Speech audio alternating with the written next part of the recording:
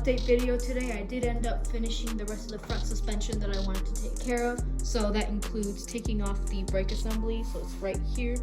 The rotors and stuff are on this side because I am getting rid of them and upgrading, as well as the hubs and all that, the calipers. But yeah, also the coilovers are gone, as well as the upper control arms, because I think I'm going to be replacing them, and I am going to be selling and getting upgraded coilovers.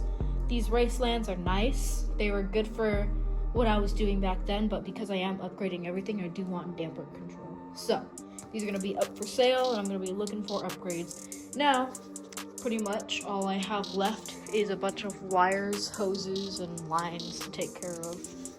So yeah, I got all the brakes to do, brake lines, and the fuel lines. You know, I still have to take off this filter. Got to take care of the fuse box and the wire harnesses. For that, I gotta go inside and take care of all that, so that's something for another day. But yeah, for now, this is the progress so far.